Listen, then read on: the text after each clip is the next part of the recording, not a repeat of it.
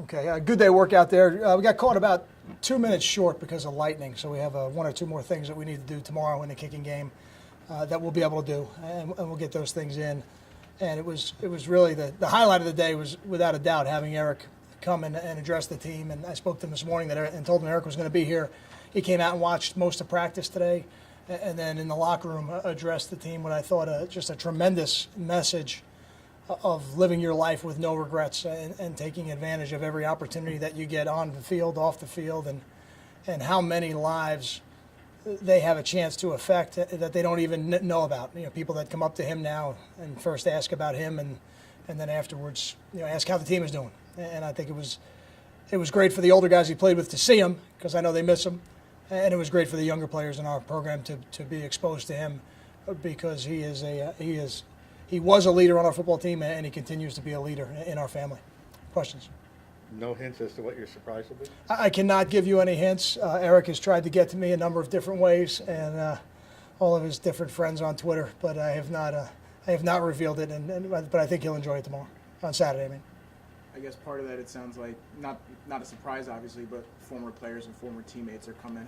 How much does that mean to you that they're coming back to see him, taking time out of the NFL schedule? Those are the things, to me, that mean that tell you that you have a football program and not a football team, and that's what we strive for every day, and that's why we try to guide our program under the premise of family and sacrifice. And I think if you do that and you treat people the right way, they want to come back. They feel a part of it, and to have the Patriots and Jets are playing tonight, so we have a number of players on the Patriots in that organization. They're going to come back for the day, and some recent alums will be back, and then some other guys like Marco Battaglia, some older alums will be back. Not that I want to call Marco older, because he'll be offended, but you know what I mean. And I think it'll be a great day for our program, and certainly Eric will be the focal point of it.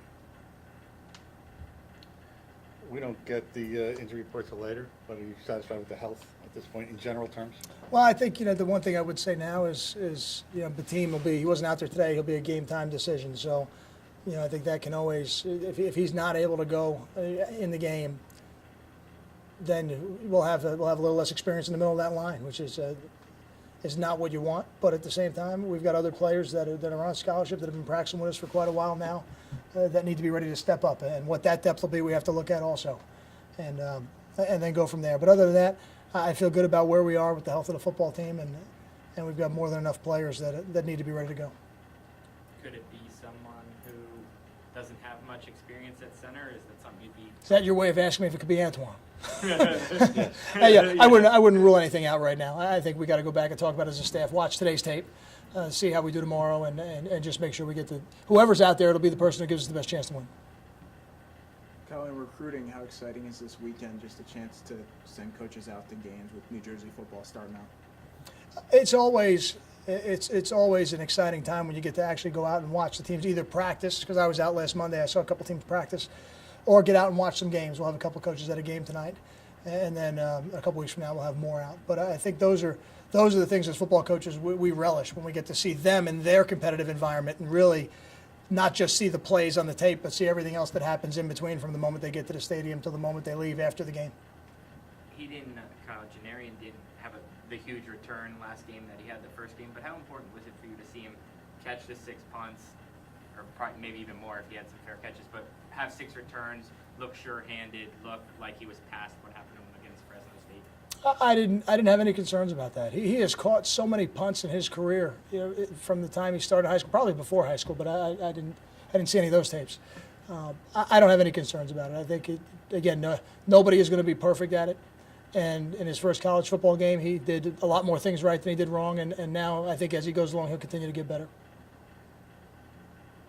In terms of the special teams, Kyle, are you go to every game anticipating that there can be a game-changing play as there was perhaps last week?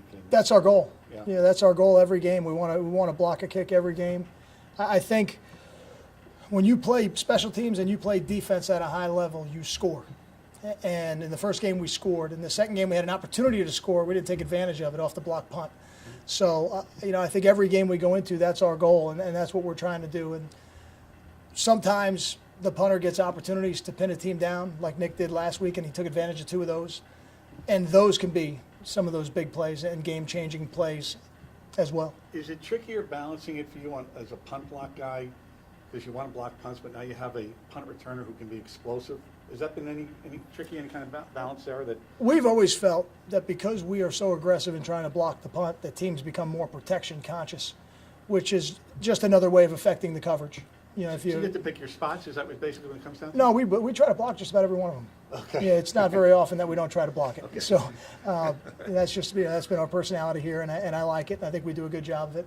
We do have returns in the repertoire, but we are much more heavily block oriented than we are return oriented. And I think when you do that, because teams really have to be blocking conscious, protection conscious in their punt team, and that slows them up a little bit in terms of getting out. So you tempted to go back now, like you said, now that you have that guy who can do this. He's already shown a 100-yard kickoff return. We anticipate he's got explosiveness on punt returns, right? Sure. Are you shifting a little, maybe 5%? You know. I'm really not. No. I'm really not, because I think, you know, as the punt returner, he's still going to get opportunities to make a guy miss and then have a chance to hopefully make a big play, change the field position, ultimately score.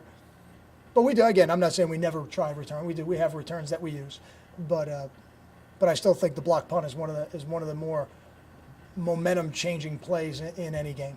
That's all. Some more. Well, what's it like when you have a guy like Brad Leader who wants to be on special teams? He goes makes a nice big catch, but he wants to go out there and try to block kicks. Yeah, it's really the only way you get really good on special teams. You have to have the players in your program that are high-level offensive and defensive players asking you to be on special teams, and to the point where, you know, this week, you know, Karan is going to be one of our flyers on punt because he feels like he can get down there first and make a tackle for us. And I think when you have the players in your program like Karan Pratt who are not just asked to play special teams but are volunteering to do more on special teams, then you've got the right kind of culture building in your program.